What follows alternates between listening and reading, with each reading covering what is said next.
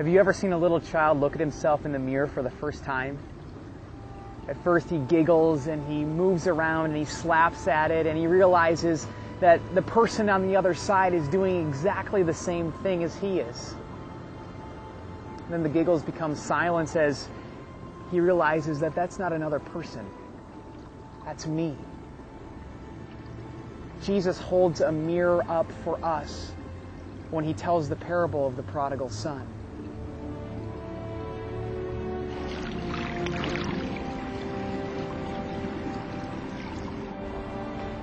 Jesus begins his story by sharing of a wealthy family, a father and his two boys. Now, Jesus paints a picture of this younger son throughout the parable as one that's more wild. Maybe he's a bit of a rebel compared to his older brother, who's quiet and a little angry. And in an outrageous request, the younger son comes to his father and says, "Dad, I want my inheritance." Now, the people who would have been listening to Jesus share this story would have been appalled at this point. Younger sons simply did not ask their living father for their inheritance. For him to say that was for him to say, "Dad, I wish you were dead. I no longer want a relationship with you." And so then the father, in an act of unbelievable grace, even though he's saturated in agony and pain because the love that he freely offered was being rejected by his younger son, divided his very life between his two sons. Having received his portion, the younger son sold it very quickly. Took the money that he had earned from it and headed off to a far land to spend it on whatever he wanted to.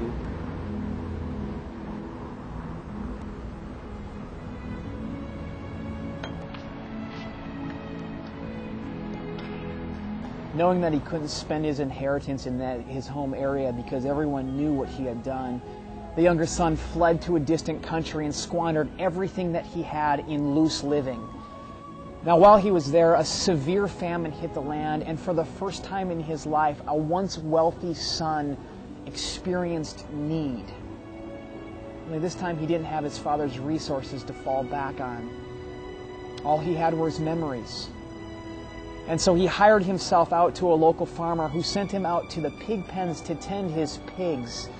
A wealthy young man who at one point was feasting on escargot and calamari and pomegranates is now lusting after the food of the pigs.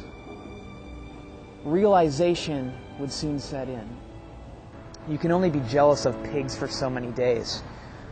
So all at once, the younger son comes to his senses and he says, "Wait a second, I'm longing after the food that these pigs are eating when my dad's hired servants eat so much better. Like the ones that raised me, they're feasting 3 times a day."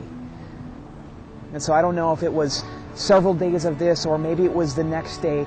The younger son, in his rags and covered in pig manure and smelling like a hired servant, gathered all of his pride about him and he made his way home.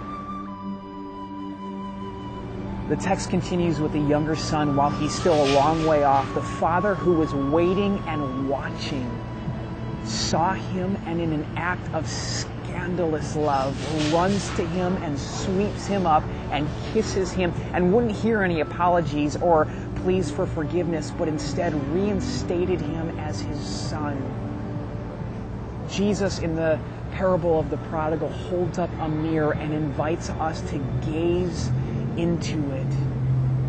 And he says, "I bet you'll find yourself in it, but I bet you'll find me too."